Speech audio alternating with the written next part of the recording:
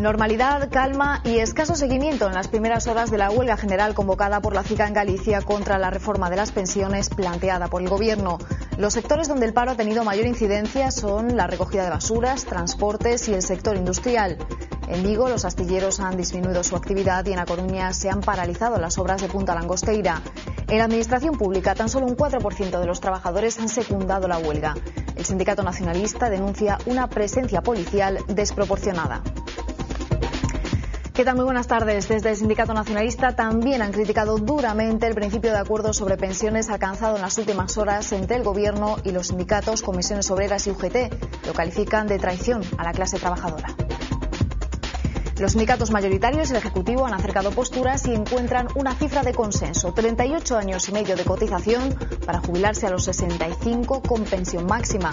Aún quedan detalles que limar en este pacto y las partes seguirán negociando toda la jornada, apurando las horas al máximo antes de que mañana el Consejo de Ministros apruebe la reforma.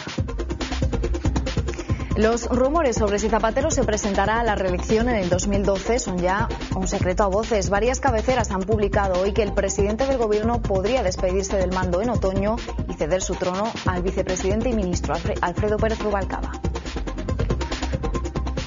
Las madres españolas cada vez retrasan más el momento de ser madres. La edad media de las primerizas alcanza en nuestro país un récord histórico: 31 años. Son datos de un informe del INE sobre población que confirma además que Galicia envejece cada año. Las protestas callejeras continuaron esta madrugada en Egipto, alentadas por la inminente vuelta del opositor y premio de la paz Mohamed El Baradei. La revuelta popular, que pide la caída del régimen de Hosni Mubarak, se organiza a través de las redes sociales, que las autoridades bloquean de forma intermitente. Las manifestaciones dejan ya 4 muertos, decenas de heridos y unos 900 detenidos.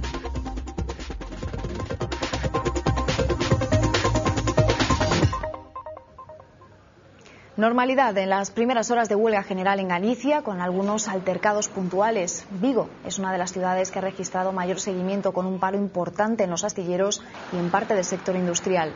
Sin embargo, la huelga no ha afectado especialmente a la actividad de Citroën ni a los sectores de la banca, los servicios, la educación o el comercio.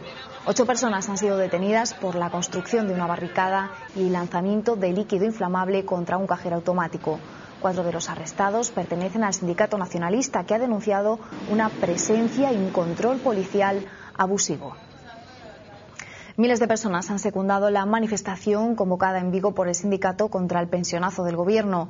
La marcha partió al mediodía del cruce de Urzaiz y terminó en la Puerta del Sol. Estuvo encabezada por el secretario general de la CIGA, Suso Seixo, y por el portavoz nacional del BNG, Guillermo Vázquez, que portaban pancartas con rezos como "no al recorte de las pensiones". Vázquez declaró que se trata de una medida injusta e injustificable y además calificó de traición el acuerdo alcanzado en las últimas horas entre el resto de sindicatos, el Gobierno y la patronal. Unha traición aos intereses da maioría social que, dende logo, o Bloque Nacionalista Galego non está disposto a aceptar, non? Nós, dende logo, manteremos con orgullo, con dignidade, a decisión de loitar por pensións dignas, por pensións públicas, non? En Lugo, la tranquilidad ha sido la tónica predominante. La gran mayoría de los comercios han abierto sus puertas, aunque algunos de ellos han tenido que cerrar por la presencia de piquetes. Algunos comercios de la ciudad y los vehículos de 2 sindicalistas han aparecido esta mañana con las ruedas pinchadas y la CIGA ha denunciado el despido de un trabajador de una empresa lucense por secundar la movilización. En la provincia de A Coruña se han producido incidentes aislados. En Ferrol, en el polígono de Agándara, la policía ha cargado contra un grupo de piquetes. La actividad en el polígono santiagués de Tambre se ha quedado en mínima y se han paralizado los trabajos en Punta Langosteira, en el puerto exterior de A Coruña. Galicia no es la única comunidad que hoy está llamada a la huelga general. Varios sindicatos minoritarios y nacionalistas también han convocado paros en Cataluña, País Vasco y Navarra. Precisamente en Pamplona, 3 integrantes de un piquete informativo del sindicato LAB han sido detenidos después de encadenarse a la entrada de la factoría Volkswagen. Trataban de cortar la carretera de acceso. En el País Vasco, la convocatoria de huelga general es la tercera en algo más de 6 meses y se han decretado unos servicios mínimos del 30% para el transporte. Esta mañana, cuando empezaban su recorrido los transportes urbanos, la situación era de normalidad a las puertas de las cocheras del Bilbobús.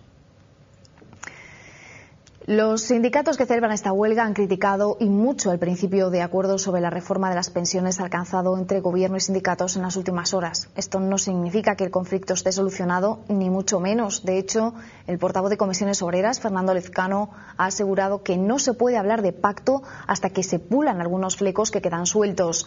De todos modos, la reunión mantenida anoche entre sindicatos y el presidente del gobierno ha sido un importante paso adelante. Ni uno ni otro se ha salido con la suya en lo que se refiere al punto más problemático, a la edad de jubilación. Ambas partes han ajustado en 38 años y medio los años de cotización necesarios para retirarse a los 65 y cobrar la pensión completa. Por debajo de esos 38 años y medio cotizados, habrá que esperar a los 67 para retirarse. A partir de ahora, para cambiar la pensión se tendrán en cuenta los últimos 25 años y no 15 como hasta ahora. Además, también cambia la edad para las prejubilaciones. Ahora el mínimo para jubilarse se situaba en los 61 años. Ahora serán 2 años más.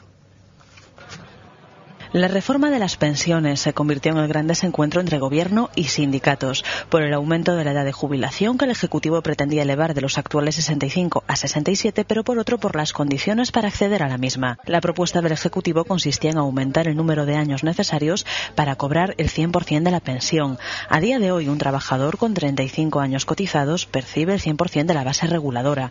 Con la reforma prevista harían falta 41 años para jubilarse en esas condiciones a los 65.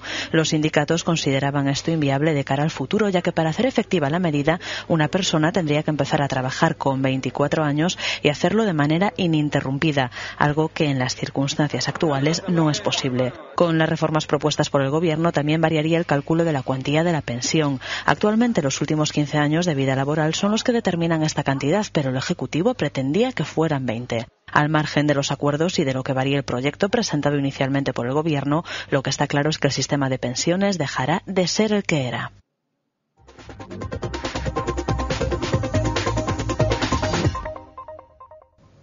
Además de las pensiones, el Gobierno ha puesto sobre la mesa otra gran reforma, la del sistema financiero, y que está levantando ampollas en la Xunta y Nova Caixa Galicia por la amenaza de bancarización. Los socialistas gallegos mantienen la línea marcada desde Madrid, apoyan el plan del Gobierno central y piden la comparecencia urgente del presidente Feijóo, al que acusan de estar ausente de los problemas de Galicia.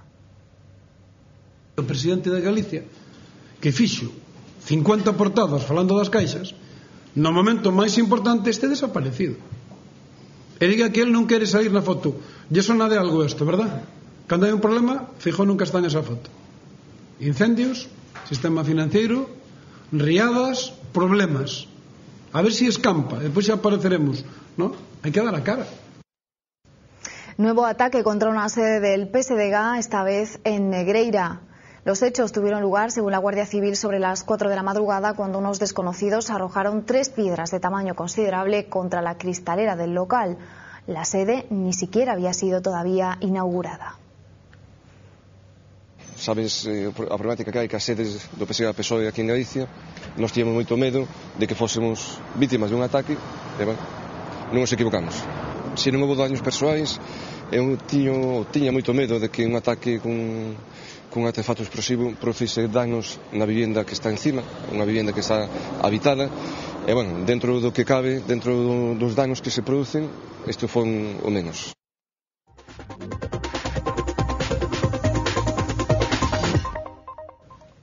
Ya hay un plan para sustituir a Zapatero, o al menos así lo aseguran algunos medios nacionales, citando como fuente un alto cargo del PSOE. Como se venía apuntando en los últimos meses, el vicepresidente Rubalcaba sería el que recogería el testigo para las próximas elecciones generales. Los socialistas han respondido a estas supuestas filtraciones con maniobras evasivas. Zapatero ya tiene un plan B, un proyecto de sucesión en el que Alfredo Pérez Rubalcaba asumiría la presidencia, según un alto cargo del PSOE. Hace unos días el presidente del Gobierno aseguró que presentarse a la reelección en 2012 no dependería de las circunstancias, sino de las convicciones. Unas convicciones que, según él, nada tendrán que ver con los resultados de los comicios de mayo. Ante la posibilidad de repetir o no como candidato, desde las filas socialistas han empleado la ley del silencio, un silencio que no han secundado los periódicos. Varias cabeceras dan por hecho que Zapatero no repetirá como candidato y que, tras llevar a buen puerto las reformas que ha iniciado, se despedirá de su cargo en otoño. Además, será Rubalcaba el encargado de coger el mando. PSOE desmiente estas informaciones. Un respeto para el presidente del gobierno, que sigue siendo, en mi opinión, el mayor activo que tiene el Partido Socialista. Lo segundo que quería decirles es que nosotros no estamos en estas cosas. Sea o no candidato el número 2 del gobierno, lo cierto es que sus respuestas a los ataques de la oposición suscitan siempre el entusiasmo y aplauso del partido. Una reverencia que se ha ido desgastando cuando es Zapatero el que interviene. Primero, no sé si la noticia es cierta, porque efectivamente son fuentes, son cosas y tal, ¿no? Ahora, lo que sí sé son dos cosas. Es que el Partido Socialista tiene grandes dirigentes que pueden ser cabeza de cartel, empezando por el propio José Luis Rodríguez Zapatero, y que en caso de que él decidiera no serlo, Alfredo Pérez Rubalcaba es un extraordinario cabeza de cartel para el Partido Socialista. 8 años después de la muerte del cámara gallego José Couso en Irak, la comisión judicial que investiga el caso puede por fin viajar a la zona. Este es el momento en que el juez de la Audiencia Nacional y el resto del equipo, entre los que hay periodistas que fueron testigos de los acontecimientos, parten hacia Bagdad para poder inspeccionar sobre el terreno. Los componentes de la comisión tienen previsto realizar la reconstrucción de los hechos en el Hotel Palestina. Allí trabajaba Couso cuando fue alcanzado por el disparo de un tanque estadounidense. Tras muchas negativas, la investigación finalmente consiguió visado para entrar en la zona, eso sí, acompañados en todo momento por un juez iraquí. La Asociación Nacional de Afectados por Adopciones Irregulares, la ANADIR, ha denunciado hoy ante el fiscal general del Estado el robo de 261 niños durante el franquismo. Aseguran que en la época de la dictadura e incluso hasta los años 80 se engañó a muchas madres. Se les decía que su bebé había muerto poco después de nacer, un bebé que luego era vendido y que perdía su origen para siempre. Los afectados argumentan que existen indicios de tráfico de niños, falsificación de documentos públicos, secuestro y hasta detención ilegal. Mi adopción es irregular. Tengo el patrón de todos los niños de San Ramón.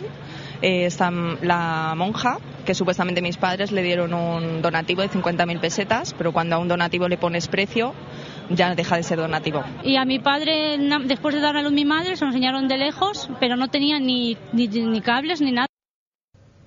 El padre de Marta del Castillo ha declarado esta mañana la tercera sesión del juicio contra el Cuco, el menor implicado en la muerte de la joven sevillana. Antonio Castillo ha llegado al Palacio de la Justicia de Sevilla acompañado de su mujer y el tío y portavoz de la familia, José Antonio Casanueva. Tras él ha declarado el abuelo de Marta. Después de un parón de 20 minutos, el juicio se ha reanudado con la declaración de Rocío, la exnovia de Carcaño, y los padres de esta. El joven vivió con ella y su familia en las semanas posteriores al asesinato. La fugaz comparecencia de la menor no ha ofrecido muchas esperanzas a la familia de encontrar finalmente el cuerpo de Marta. Las mujeres que viven en España retrasan cada vez más el momento de tener hijos, una tendencia que se ha agudizado en los últimos tiempos hasta situar la edad media de las primerizas en los 31 años, un máximo histórico. Así se desprende del informe del Instituto Nacional de Estadística sobre movimientos de población durante el 2010. El estudio revela también que la natalidad continúa su tendencia descendente, una tendencia que comenzó en el 2009 después de 10 años de crecimiento continuado. El pasado año cayó un 3,2%. Galicia y Asturias son las comunidades con menor tasa de natalidad y la mayor de mortalidad. Se confirma, por tanto, que nuestra comunidad sigue envejeciendo.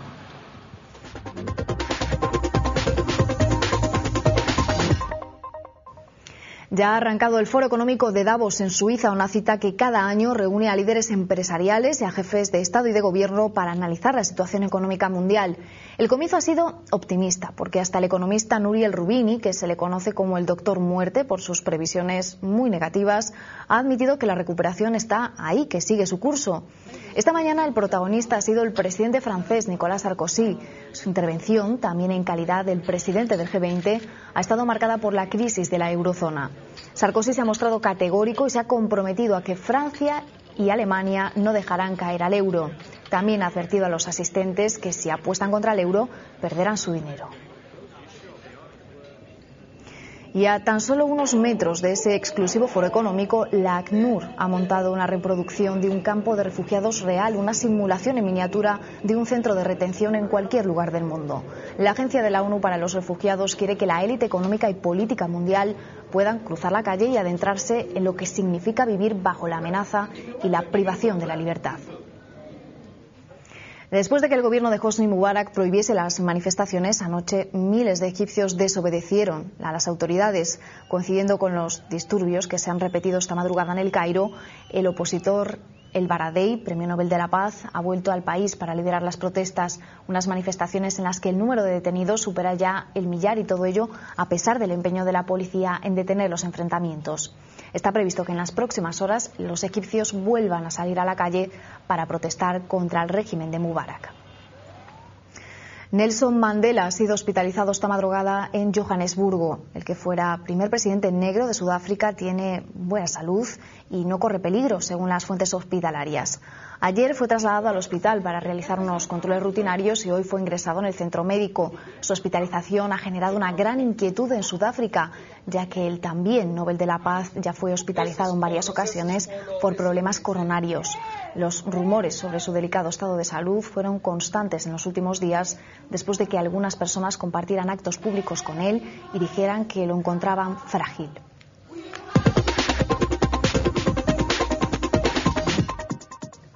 El Barcelona endosó su octava manita de la temporada. 5-0 se impusieron los de Pep Guardiola al Almería y ponen en franquía su pase a la final de Copa, aunque ya saben, el técnico culé no se fía de los 5 goles de renta con los que viajarán a Andalucía la próxima semana. Que se antoja algo casi impensable o casi imposible, y más como está el Barcelona, que te puede volver a ganar, incluso a golear. Pues nuestro reto allí tiene que ser el ofrecer una imagen totalmente distinta. Hemos sacado un resultado excelente, pero la experiencia de Sevilla, donde en minuto 14 podíamos ir 3-0 en contra, lo tenemos demasiado fresca. ¿De qué me sirve a mí deciros ahora ya está sentenciada? Si estuviera es que no hubiéramos a jugar. En el Abierto de Australia ya hay primer finalista. Novak Djokovic ha ganado a Roger Federer. El serbio se ha impuesto por 7-3, 7-5 y 6-4. El tenista tendrá que enfrentarse al ganador del encuentro entre David Ferrer y Andy Murray, que se disputará mañana. El español se impuso ayer al lesionado Rafa Nadal, que entre lágrimas y cansancio cayó ante su compañero y amigo. Con la derrota de ayer, Nadal rompe con la racha de victorias consecutivas que llevaba.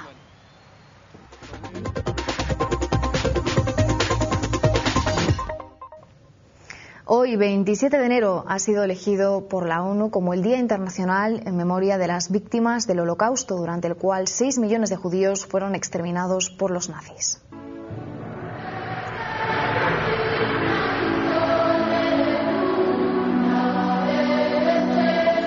Una fecha que coincide con la liberación del campo de concentración de Auschwitz en Polonia hace 66 años, y entre cuyos muros perdieron la vida más de 1 millón de judíos. Los deportados a Auschwitz se encontraban a su llegada con un cartel que decía: el trabajo os hará libres. Eso ocurría antes de que fueran despojados de sus bienes, separados de sus seres queridos y conducidos a un destino fatal.